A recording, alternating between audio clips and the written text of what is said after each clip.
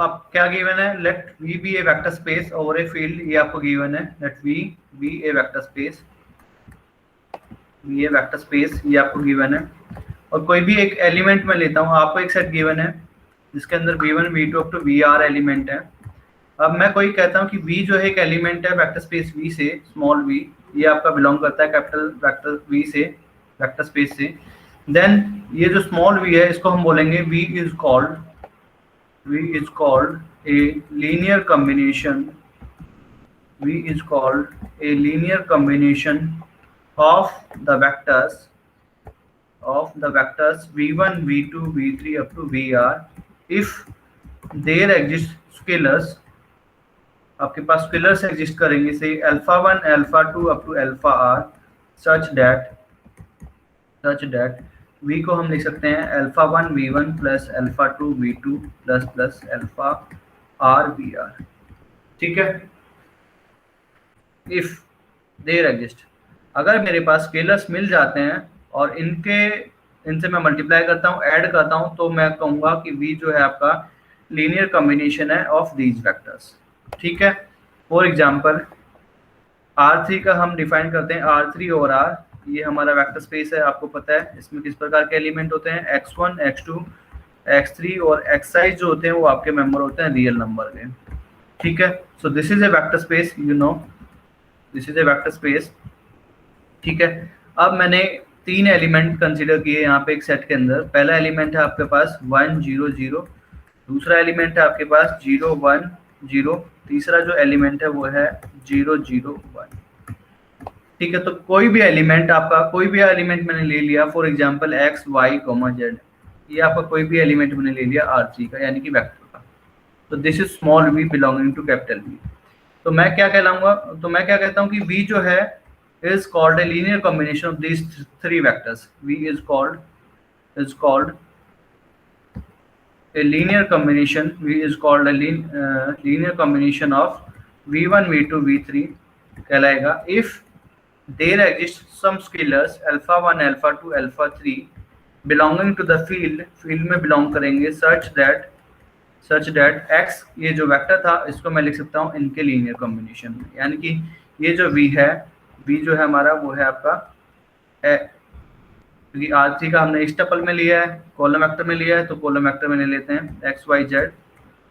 ठीक है, तो v को हम किस फॉर्म में लिख सकते हैं, v को हम लिख सकते हैं linear combination of v1 v2 v3, यानी कि अल्फा 1 v1 है आपका 1 0 0 प्लस अल्फा 2 v2 है आपका 0 1 0 प्लस अल्फा 3 ये है आपका 0 0 1।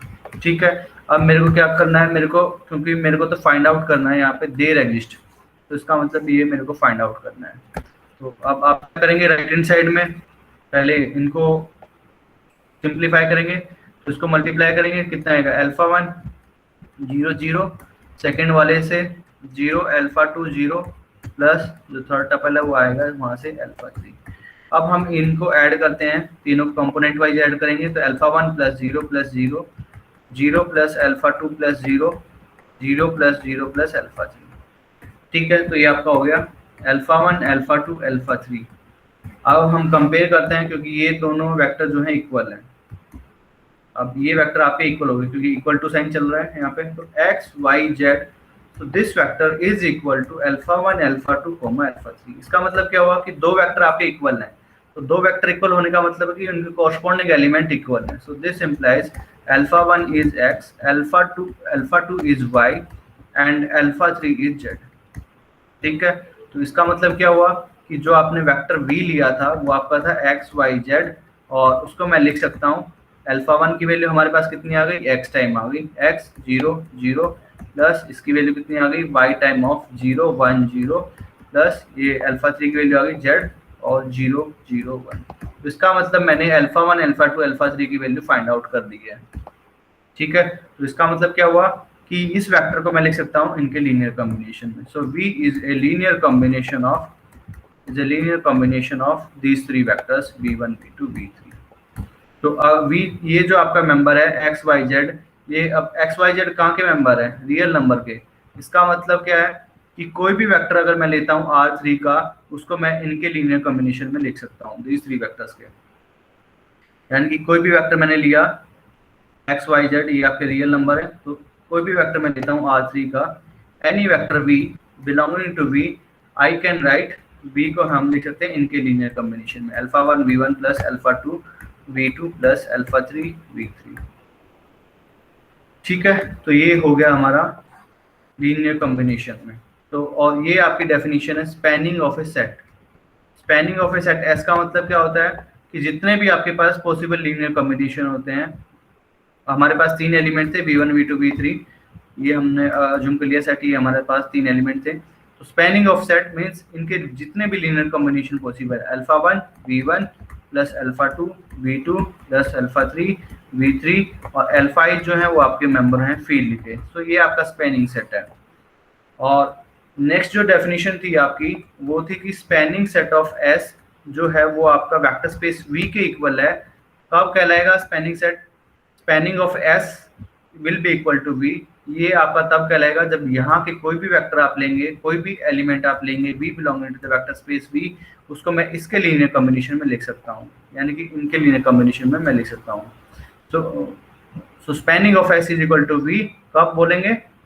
If for every element V belonging to the vector space V, I can find out there exist scalars exist करेंगे जितने आपके एलिमेंट है आपके सेट में। अगर यहाँ पे R एलिमेंट है, V1 V2 to VR R element है, ठीक है, तो R स्केलर्स एग्जिस्ट करेंगे। There exist α1 α2 α3 up to alpha R such that V को हम लिख सकते हैं α1 V1 plus α2 V2 plus alpha R VR। ठीक है, तो तब हम बोलेंगे कि स्पैनिंग सेट ऑफ S जो है V के इक्वल है। क्वेश्चन ये है कि क्या ये पूरा वेक्टर स्पेस V के इक्वल हो सकता है? तो वेक्टर स्पेस V के इक्वल कब कहलाएगा? जब यहाँ पे मैं कोई भी एलिमेंट में लूं उसको मैं S के लीनियर कॉम्बिनेशन में लिख सकता हूँ, और S के पास आपके पास R एलिमेंट है। मैंने अज्यूम कर लिया कि आपके पास सेट में R एलिमेंट है V1 V2 to VR, ठीक है, और spanning set of S is equal to V, ये आपका क्वेश्चन आएगा कि क्या ये V के इक्वल होगा, यानी पूरे वेक्टर स्पेस को जनरेट करता है। तो ये डेफिनेशन क्या कहती है कि स्पैनिंग सेट ऑफ S जो है पूरा वेक्टर स्पेस V के इक्वल होगा, यानी कि इनका linear combination will be equal to V। कब? जब यहाँ पे आप कोई भी एलिमेंट लेंगे आप वेक्टर स्पेस V का, उसको हम इसकी फॉर्म में लिख सकते हैं। ठीक है, जैसे अभी हमने एग्जाम्पल किया R3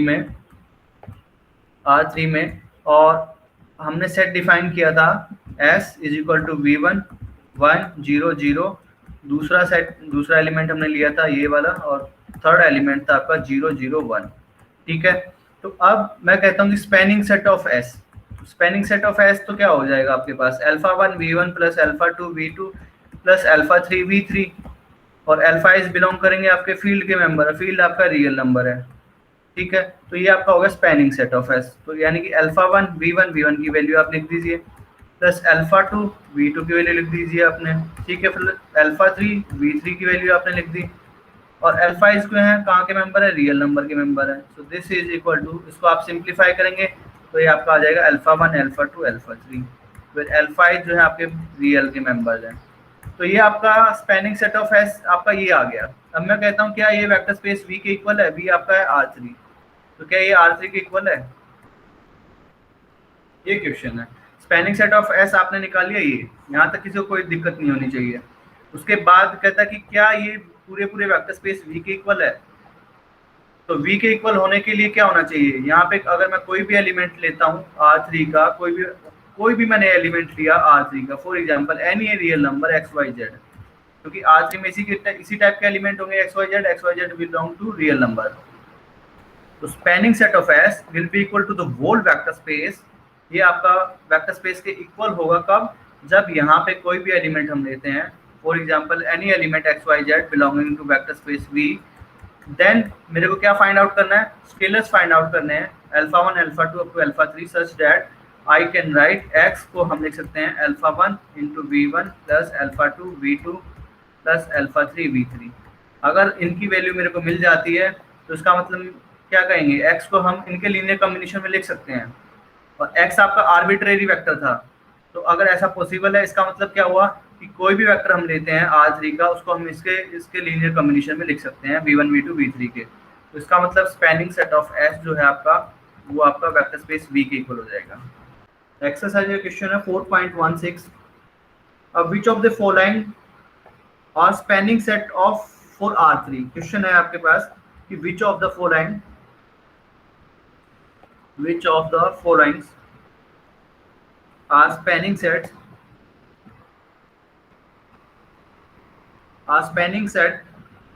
sets for R3। तो इसका क्वेश्चन क्या है, क्वेश्चन ये है कि which of the following are the spanning sets. आपको सेट गिवन है A B C D, for example A आपको एक सेट गिवन है, पहला क्वेश्चन है 1 1 1, तो ए एक सेट गिवन है। अब ये पूछता है कि which of the following spanning sets are for R3, यानी कौन सा जो सेट है वो R3 को, पूरे वेक्टर स्पेस को स्पैन करता है, यानी कि स्पैनिंग सेट ऑफ S जो है आपका S का, यस आपको गिवन है, तो स्पैनिंग सेट ऑफ S आप निकाल लेंगे। निकालने के बाद ये पूछता है क्या ये R3 के इक्वल आएगा, क्वेश्चन ये है। तो स्पैनिंग सेट ऑफ S मैं निकालता हूँ। तो स्पैनिंग सेट ऑफ S का क्या मतलब होता है, अल्फा 1 V1 एक ही एलिमेंट आएगा, और अल्फा 1 बिलोंग करेगा आपका फील्ड में, फील्ड है आपका रियल नंबर, तो ये आपका हो जाएगा अल्फा 1 और V1 कितना है 1 1 1। रो में लिख लीजिए, कॉलम में लिख लीजिए, कोई फर्क नहीं पड़ता, ऐसे लिखना है, रो में लिखना है तो ऐसे लिख लीजिए। तो ये आपके पास हो गया अल्फा 1 बिलोंग करेगा रियल नंबर में, ठीक है। तो ये आपके पास जो स्पैनिंग सेट आया वो आया alpha 1 alpha 1 alpha 1 alpha 1 belong करेगा आपके पास रियल नंबर में, ठीक है। तो स्पैनिंग सेट ऑफ एस केवल ये आपके पास आएगा जिसके सारे जो तीनों एलिमेंट है वो इक्वल होंगे। Spanning set of S contains केवल आपके पास वो वाले वेक्टर आएंगे R3 के जिनमें तीनों टपल इक्वल हैं। अब क्वेश्चन ये है कि क्या स्पैनिंग सेट ऑफ एस जो है आपका पूरा R3 के इक्वल होगा, ये क्वेश्चन है। तो ये spanning set of S will be equal to the whole vector space V, कब, जब आपका यहाँ पे कोई भी वेक्टर हम लेंगे, कोई भी वेक्टर लेंगे तो किस फॉर्म का होगा, एक्स वाई जेड की फॉर्म का होगा, ठीक है। तो मेरे को फाइंड आउट करना है कि कोई भी वेक्टर अगर मैं लेता हूँ तो क्या मैं इनके लीनियर कॉम्बिनेशन में लिख सकता हूँ, इनके लीनियर कॉम्बिनेशन में लिख सकता हूँ एस के लीनियर कॉम्बिनेशन में। और एस का लीनियर कॉम्बिनेशन आपने देखा है कितना है, अल्फा 1 अल्फा 1 अल्फा 1। तो क्वेश्चन ये था कि यहाँ पे कोई भी वेक्टर हम लेंगे उसको हम लिख सकते हैं इनके लीनियर कॉम्बिनेशन में, ये हमें चेक करना है। तो अगर लीनियर कॉम्बिनेशन में पॉसिबल है तो आपके पास एक स्केलर एग्जिस्ट करेगा अल्फा 1 v1, और ये आपने निकाला कितना है अल्फा 1 अल्फा 1 अल्फा 1। तो यहाँ पे कितना आएगा alpha 1 is equal to X, alpha 1 equal to Y, alpha 1 equal to Z. तो ये तो किस प्रकार के एलिमेंट आए यहाँ पे, केवल ऐसे एलिमेंट आएंगे जिनके ये तीनों टपल इक्वल हैं। अगर मैं कहता हूँ 1 2 3, ये मैंने एलिमेंट ले लिया R3 का मेंबर है, तो क्या ये इसके लीनियर कॉम्बिनेशन में आएगा, एस के लीनियर कॉम्बिनेशन में आएगा, क्या ये वेक्टर बिलोंग करेगा linear combination of the set S जिसमें आपके पास केवल एक एलिमेंट है। और लीनियर कॉम्बिनेशन आपको मतलब पता ही है कि V1 है तो एक ही स्केलर एग्जिस्ट करेगा अल्फा 1, मल्टीप्लाई करेंगे V1 से। तो अब मेरे को चेक करना है क्या ये इसके लीनियर कॉम्बिनेशन में है। और सबसे पहले मैंने डेफिनेशन बताई थी कि लीनियर कॉम्बिनेशन का क्या मतलब है, ये मैंने किया था कि V जो कहलाएगा आपका लीनियर कॉम्बिनेशन में कहलाता है, V is called a linear combination of the vectors अगर आपके पास स्केलर्स एग्जिस्ट करते हैं such that we can written as in this form, ठीक है। तो मेरा मेन मोटिव क्या हो गया, फाइंड आउट करना होगा स्केलर्स को कि इनका लीनियर कॉम्बिनेशन V के इक्वल है नहीं है। अगर एग्जिस्ट करता है, अगर ऐसे लिख सकते हैं तो हम बोलेंगे कि V जो है इनके लीनियर कॉम्बिनेशन में बिलोंग करता है। अगर पॉसिबल नहीं है, स्केलर्स एग्जिस्ट नहीं करते हैं, तो हम बोलेंगे कि V is not a linear combination of these vectors, ठीक है। तो अभी हमने यही चेक करना है कि क्या ये जो एलिमेंट है, क्योंकि रियल नंबर का मेंबर है R3 का, क्या मैं इसको इनके लीनियर कॉम्बिनेशन में लिख सकता हूँ, क्या ये इसको ये जो एलिमेंट है इसके लीनियर कॉम्बिनेशन में लिख सकता हूँ। ये पॉसिबल सपोज कि लिख सकता हूँ, तो 1 2 3 को मैं कैसे लिखूंगा, अल्फा 1 इंटू V1, और अल्फा 1 V1 आपके पास केवल 1 1 1 है। तो यानी कि 1 2 3 is equal to alpha 1 alpha 1 alpha 1। अब दो टपल आपके इक्वल हैं, इसका मतलब क्या हुआ कि कॉरस्पॉन्डिंग एलिमेंट इक्वल होंगे, यानी कि अल्फा 1 1 के इक्वल है, ये कहता है अल्फा 1 1 के इक्वल होगा, ये कहता है अल्फा 1 2 के इक्वल होगा, ये कहता है अल्फा 1 जो है 3 के इक्वल होगा। क्या ये पॉसिबल है? क्या अल्फा 1 एक टाइम पे 1 भी होगा, ये कहता है कि भाई ये दो टपल इक्वल हैं, दो एलिमेंट इक्वल हैं, दो वेक्टर इक्वल हैं, कब कहलाएंगे इक्वल, जब कॉरस्पॉन्डिंग एलिमेंट इक्वल होंगे। तो ये कहता है कि अल्फा वन 1 के इक्वल है, ये कहता है भाई 2 के इक्वल है, ये कहता है 3 के इक्वल है। तो this is not possible. X is equal to whole vector space V। अगर यहाँ पे कोई भी एलिमेंट हम लेते हैं उसको हम इनके लीनियर कॉम्बिनेशन लिख सकते हैं। तो हमारा था ये स्पैनिंग सेट जो है V के इक्वल हो जाएगा, बट मैंने एक एलिमेंट ले लिया यहाँ पे 1 2 3 जो कि R3 का मेंबर है, और हमने चेक किया कि ये इसके लीनियर कॉम्बिनेशन में पॉसिबल नहीं है। तो इसका मतलब क्या हुआ कि स्पैनिंग सेट ऑफ S जो है आपका, वो आपका R3 के इक्वल नहीं है। इक्वल कब होता है? जब यहाँ पे कोई भी हम एलिमेंट लेंगे उनको इसके लीनियर कॉम्बिनेशन में लिख सकते हैं। कॉम्बिनेशन ऑफ S जो आपका आएगा वे ही रियल नंबर आएंगे जिनमें तीनों एलिमेंट इक्वल होंगे। फॉर एग्जांपल 1 1 1 2 2 2 इसी प्रकार के एलिमेंट आएंगे आपके पास। बट जो डिफरेंट एलिमेंट हो गए 1 2 3 टाइप के डिस्टिंक्ट एलिमेंट, वे इस सेट में नहीं आएंगे। तो इसका मतलब क्या है कि ये जो है स्पैन नहीं करेगा R3 को। सेम क्वेश्चन है, अब आपको बताना है सेट आपका चेंज हो गया है। सेट आपका है 1 0 0, दूसरा सेट है 0, दूसरा एलिमेंट है सेट का। अब क्वेश्चन सेम है कि स्पैनिंग सेट ऑफ S जो है क्या आपका R3 के इक्वल है, ये क्वेश्चन है। तो R3 के इक्वल होने का मतलब क्या है कि यहाँ पे कोई भी एलिमेंट हम लेंगे, for example x y z, this is same as x y z, कोई भी हमने एलिमेंट ले लिया R3 का, तो क्या मैं इनके लीनियर कॉम्बिनेशन में लिख सकता हूँ? मेन क्वेश्चन यही है कि spanning set of S is equal to the whole vector space V, means यहाँ पे कोई भी हम एलिमेंट लेंगे R3 का, वो हमने ले लिया ये, क्या मैं इनको S के लीनियर कॉम्बिनेशन में लिख सकता हूँ? अगर लिख सकता हूँ हर एक एलिमेंट को, तो हम बोलेंगे कि स्पैनिंग सेट ऑफ S जो है आपका R3 के इक्वल है। तो मैंने कोई भी एक एलिमेंट ले लिया यहाँ पे x y z। अब तो मेरे को चेक करना है क्या ये जनरल एलिमेंट हमने ले लिया, तो मुझे चेक करना है कि क्या ये एलिमेंट जो है बिलोंग करेगा लीनियर कॉम्बिनेशन ऑफ S, यानी कि स्पैनिंग सेट ऑफ S में बिलोंग करेगा। तो बिलोंग करने का क्या मतलब था कि लीनियर कॉम्बिनेशन में लिख सकते हैं। हम ये वेक्टर लीनियर कॉम्बिनेशन में लिख सकते हैं। ये डेफिनेशन मैंने बताई थी कि V is a linear combination of the vector V1 V2 to VR। अगर आपके पास स्केलर्स एग्जिस्ट करेंगे alpha 1 alpha 2 to alpha r, such that V को हम लिख सकते हैं alpha 1 V1 plus alpha r VR। अगर इस फॉर्म में हम लिख सकते हैं, अगर आपके पास स्केलर्स एग्जिस्ट कर जाते हैं इस फॉर्म में, सच दैट V को हम ऐसे लिख सकते हैं, तो हम बोलेंगे कि लीनियर कॉम्बिनेशन में। तो अब मेन क्वेश्चन यही है कि कोई भी हम वेक्टर लेंगे, क्या उसको हम इनके लीनियर कॉम्बिनेशन में लिख सकते हैं? तो हम मान लेते हैं कि पॉसिबल सपोज लिख सकते हैं। ये पॉसिबल सपोज कि इसको हम इनके लीनियर कॉम्बिनेशन में लिख सकते हैं, कॉम्बिनेशन में लिख सकते हैं। इसका मतलब कि आपके पास स्केलर एग्जिस्ट करेंगे alpha 1 alpha 2 up to alpha such that I can write in this form. तो if possible suppose x y z जो है वो आपका बिलोंग करता है लीनियर कॉम्बिनेशन ऑफ S। इसका मतलब क्या है कि इसके लीनियर कॉम्बिनेशन में, लीनियर कॉम्बिनेशन ऑफ S के में बिलोंग करता है। इसका मतलब this implies there exist scalars exist करेंगे अल्फा 1 अल्फा 2 अप टू कहां तक एग्जिस्ट करेंगे? कितने एलिमेंट है यहाँ पे? दो ही एलिमेंट है, दो ही एलिमेंट आपके एग्जिस्ट करेंगे alpha 1 alpha 2 belonging to the field. Field आपका रियल नंबर है सच दैट V जो है आपका ये है। तो V को हम लिख सकते हैं x y z को हम लिखेंगे अल्फा 1 इंटू V1 आपका ये मेंबर है 1 0 0 प्लस अल्फा 2 V2 आपका कितना है 0 0 1। ठीक है, तो अभी हमें केवल इतना ही चेक करना है। कोई भी हम यहाँ से एलिमेंट लेंगे, इन जनरल कोई भी हम एलिमेंट लेंगे, उसको हमने चेक करना है कि क्या ये इसके लीनियर कॉम्बिनेशन में बिलोंग करेगा, belong to the linear combination. और हमें अल्फा 1 अल्फा 2 की वैल्यू फाइंड आउट करनी है, क्या रियली में एग्जिस्ट करता है, क्योंकि देर एग्जिस्ट। तो ये हमें फाइंड आउट करना है, चेक करना है क्या रियली में एग्जिस्ट करता है, क्या रियली में हमारे पास अल्फा 1 अल्फा 2 बिलोंग करेंगे सच that I can write in this form.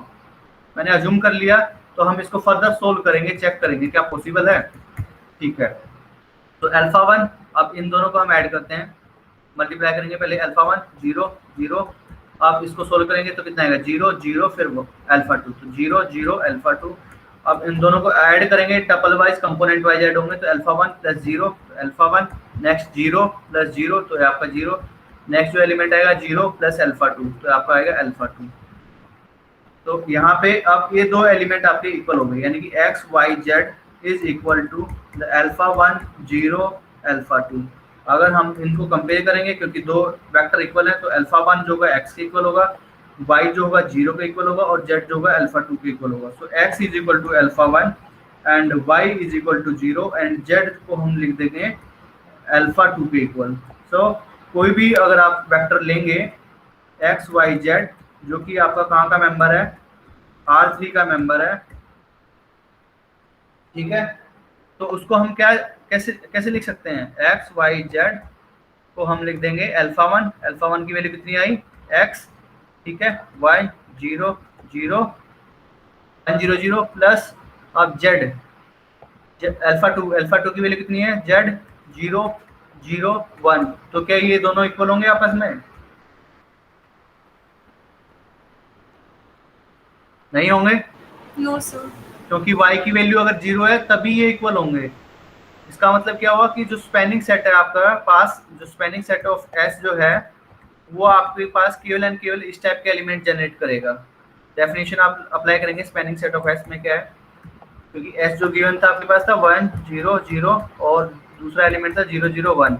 तो स्पैनिंग सेट अगर हम निकालते हैं कितना आएगा, spanning set of S means alpha 1 V1 plus alpha 2 V2, और ये आपके पास आ जाएगा अल्फा 1 1 0 0 अल्फा 2 0 0 1। तो यहाँ पे आपके पास आएंगे एलिमेंट अल्फा 1 0 अल्फा 2, केवल इसी प्रकार के मेंबर आएंगे आपके पास। और अल्फा 1 अल्फा 2 जो है आपका बिलोंग करता है रियल नंबर में।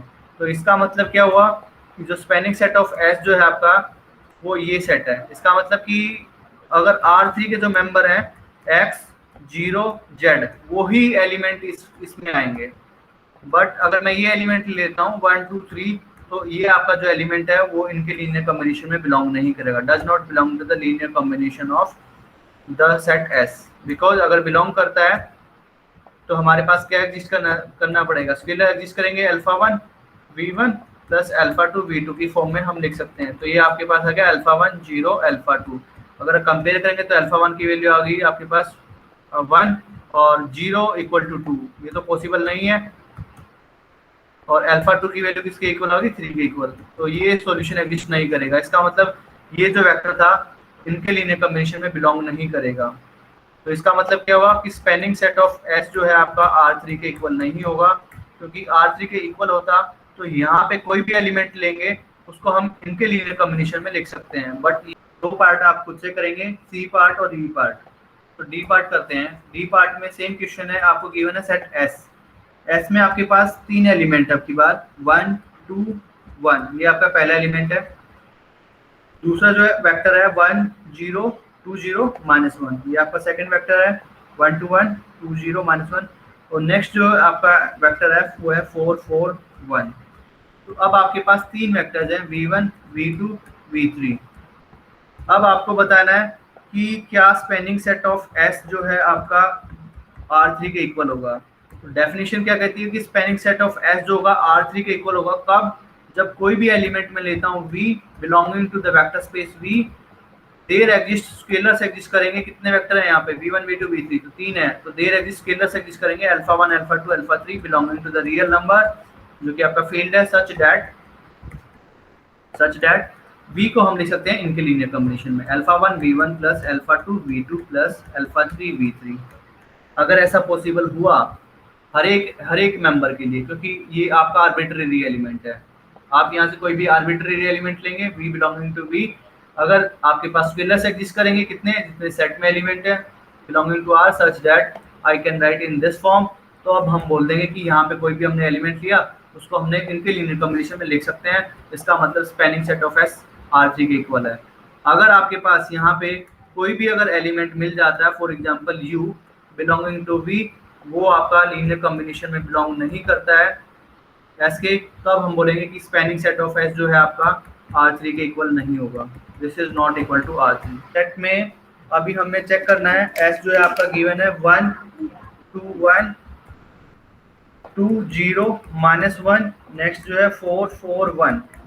और अब आपको बताना है कि क्या जो स्पैनिंग सेट ऑफ S जो है पूरा R3 के इक्वल होगा। स्पैनिंग सेट ऑफ S आपको पता है, अगर निकालना है अलग से निकाल लेते हैं। What do mean by spanning set of S means linear combination. तो alpha 1 V1 plus alpha 2 V2 plus alpha 3 V3, alpha is belonging to the real number जो कि आपका फील्ड है। तो हम इसको लिख देते हैं alpha 1 into V1 1 2 1 plus alpha 2 V2 है आपका 2 0 -1 प्लस अल्फा 3 ये आपका 4 4 1, ठीक है, और अल्फा जो है आपके रियल नंबर में है। अब हम क्या करेंगे, इनको एक ही टपल में लेके आएंगे। पहले इसको मल्टीप्लाई करते हैं तो कितना आएगा, alpha 1 2 alpha 1 plus 2 alpha 2 0 minus alpha 2 plus 4 alpha 3 comma alpha 3, ठीक है। अब इनको हम ऐड करेंगे तो कंपोनेंट वाइज ऐड होंगे, ठीक है। तो मैं एक साथ कर देता हूँ। फर्स्ट टपल ऐड होंगे तो alpha 1 plus 2 alpha 2 plus 4 alpha 3, comma आप सेकेंड टपल ऐड होंगे तो ये आपका होगा 2 अल्फा 1 प्लस 0 प्लस 4 अल्फा 3, और जो नेक्स्ट जो एलिमेंट आएगा इस टपल का वो आएगा अल्फा 2 माइनस में है, ये माइनस में और प्लस में ये, तो ये आपका हो जाएगा अल्फा 1 माइनस का अल्फा 2 प्लस अल्फा 3। तो alpha i is belonging to the real number. तो ये आपका स्पैनिंग सेट ऑफ एस है इन जनरल। बट मुझे अब चेक करना है कि स्पैनिंग सेट ऑफ एस जो है आपका R3 के इक्वल है, ठीक है। अगर आपने by definition spanning set of S निकालना है वो हमने निकाल दिया है। ये आपका हो गया V1 V2 V3। तो स्पैनिंग सेट ऑफ एस क्या होता है, alpha 1 V1 plus alpha 2 V2 ये बिलोंग टू, तो आपने डेफिनेशन अप्लाई कर दी तो ये आपका आ गया स्पैनिंग सेट। बट क्वेश्चन ये है कि स्पैनिंग सेट ऑफ एस जो है आपका R3 के इक्वल है या नहीं है। तो R3 के इक्वल होने के लिए आप कोई भी एलिमेंट लेंगे यहाँ पे एक्स वाई जेड, तो मुझे चेक करना है कि ये वेक्टर जो है क्या लीनियर कॉम्बिनेशन ऑफ एस में है। Is X Y Z belonging to the linear combination of S और बिलोंग करता है स्पैनिंग सेट ऑफ एस, तो ये मुझे चेक करना है। तो अब यहाँ पे आप क्या करेंगे, कोई भी वेक्टर आप लेंगे एक्स वाई जेड, इसको हमने लिखना है लीनियर कॉम्बिनेशन ऑफ एस, ये हमें चेक करना है। तो ये पॉसिबल सपोज मैं अज्यूम कर देता हूँ कि बिलोंग करता है लीनियर स्पैनिंग में, तो इसका मतलब मेरे पास स्केलर्स एग्जिस्ट करेंगे, कितने वेक्टर थे यहाँ पे, v1 v2 v3 थे, तो मेरे पास स्केलर्स एग्जिस्ट करेंगे अल्फा 1 अल्फा 2 अल्फा 3। तो अगर मैं यहाँ लिखता हूँ कि लेट्स एक्स वाई जेड जो है आपका बिलोंग करता है, belongs to the linear combination of S, this implies there exist scalars exist करेंगे alpha 1 alpha 2 alpha 3 such that v can be written as, v आपका ये हो गया, इसको हम लिख सकते हैं अल्फा 1 v1 आपका जो भी वेक्टर था उसको लिख दीजिए 1 2 1 प्लस अल्फा 2 v2 आया 2 0 माइनस 1 प्लस अल्फा 3 v3 को हम लिखेंगे 4 4 1, ठीक है। अब इसको सिंप्लीफाई करना है और सोल्व करना है। तो अब यहाँ पे आपका कितना आएगा, इधर इसको सोल्व करते हैं तो पहला जो इसको हम मल्टीप्लाई करते हैं अल्फा 1 कॉमा 2 अल्फा 1 प्लस, अब इनकी मल्टीप्लाई करते हैं 2 अल्फा 2 0 माइनस का अल्फा 2 प्लस इनकी मल्टीप्लाई करेंगे 4 अल्फा 3 कॉमा अल्फा 3, ठीक है। अब इनको हम ऐड कर लेते हैं कंपोनेंट वाइज जो कि हमने किया था alpha 1 plus 2 alpha 2 plus 4 alpha 3। अब फिर सेकंड टपल को ऐड करेंगे तो यहाँ पे आ गया 2 अल्फा 1 प्लस 0 प्लस 4 अल्फा 3, और जो नेक्स्ट एलिमेंट है वो है आपका अल्फा 1 माइनस का अल्फा 2 प्लस अल्फा 3। अब ये दो एलिमेंट आपके इक्वल हो गए, दो वेक्टर आपके इक्वल है, इसका मतलब दो वेक्टर आपके इक्वल है, इसका मतलब पहला टपल जो है इसके इक्वल होगा, second tuple will be equal to the second tuple, third tuple will be equal to the third tuple. तो आपके पास सिस्टम ऑफ इक्वेशन आएंगी। अब आपको पास जो है सेकंड यूनिट का काम आ गया, यूनिट सेकंड जो आपने पढ़ा था मैट्रिक्स थ्योरी। तो अब हम इनको क्या करेंगे, इक्वल करेंगे। तो आपका कंपेयर करते हैं तो alpha 1 plus 2 alpha 2 plus 4 alpha 3 is equal to X. यहाँ से कितना आएगा 2 अल्फा 1 प्लस 0 डॉट अल्फा 2 लिख सकते हैं plus 4 alpha 3 equal to Y, और यहाँ पे कितना आएगा अल्फा 1 माइनस का अल्फा 2 प्लस अल्फा 3 और राइट हैंड साइड में कितना है जेड। तो इसको हम लिख सकते हैं मैट्रिक्स की फॉर्म में ए एक्स इक्वल टू बी की फॉर्म में। कैसे करेंगे, इसको हम लिख देते हैं, इनके जो कोफिशिएंट है वो हम यहाँ पे लेंगे। फर्स्ट जो है आपका फर्स्ट रो को हम लिखेंगे 1 2 4, तो 1 2 4 एंड यहाँ पे लिख देंगे 2 0 4, यहाँ पे आएगा 1 माइनस का 1 1, और यहाँ पे आपका आ जाएगा अल्फा 1 अल्फा 2 अल्फा 3।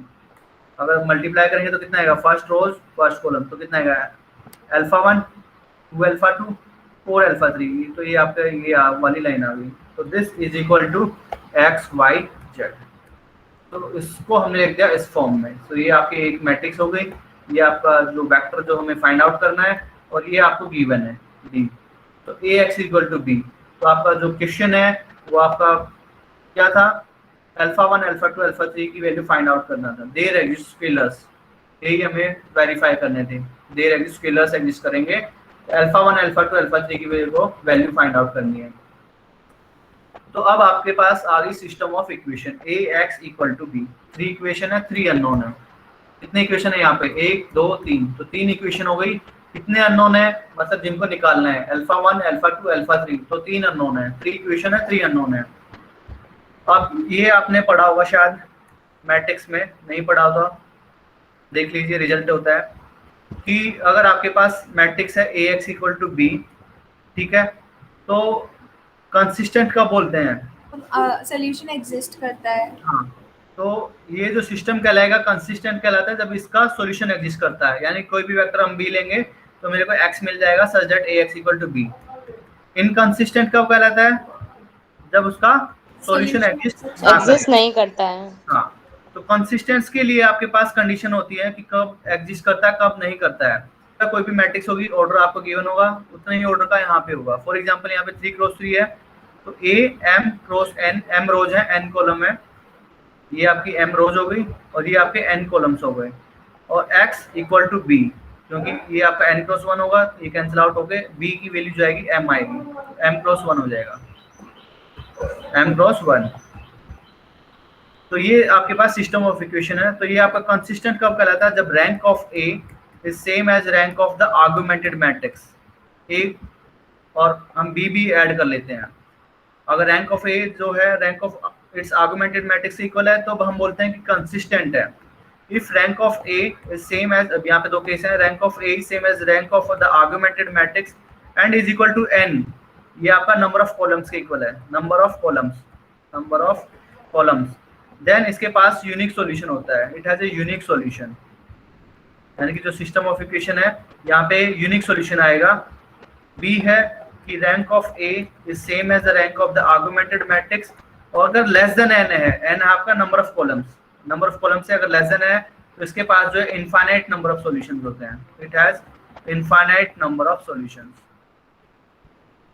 ठीक है। और थर्ड क्राइटेरिया है, थर्ड जो टेस्ट है बस सी पार्ट, कि अगर रैंक ऑफ ए जो है is it not equal to the rank of the augmented matrix, then हम बोलते हैं कि system is inconsistent, system is inconsistent, ठीक है। वेरीफाई करना है। अब आपका काम रह गया कि रैंक ऑफ, ये आपको चेक करना है कि इसका सॉल्यूशन एग्जिस्ट करता है या नहीं करता है। तो rank of A rank of the augmented matrix से इक्वल निकालेंगे, ये आप फाइंड आउट करेंगे। इक्वल नहीं है तो इसका मतलब सॉल्यूशन एग्जिस्ट नहीं करता है, इसका मतलब I can not find alpha 1 alpha 2 alpha 3। तो इसका मतलब क्या हो जाएगा कि जो हमने माना था, ये हमने अज्यूम किया था X Y Z is a linear combination, वो हमारा गलत है, क्योंकि हमारे पास अल्फा 1 अल्फा 2 अल्फा 3 की वैल्यू फाइंड आउट नहीं हुई। अगर एग्जिस्ट करती है, अगर ये कंडीशन सेटिस्फाई हुई कि rank of the augmented matrix, इसका मतलब क्या होगा, कंसिस्टेंट हो जाएगा। इसका मतलब सॉल्यूशन एग्जिस्ट करेगा, सॉल्यूशन एग्जिस्ट करेगा, तो इसका मतलब कोई भी आप वेक्टर लेंगे X Y Z belonging to the whole vector space V, उसको हम स्केलर्स फाइंड आउट कर सकते हैं such that I can write in this form. तो इसका मतलब आपका स्पैनिंग सेट ऑफ एस जो हो जाएगा वो आपका R3 के इक्वल हो जाएगा। ये आप खुद से ट्राई करेंगे।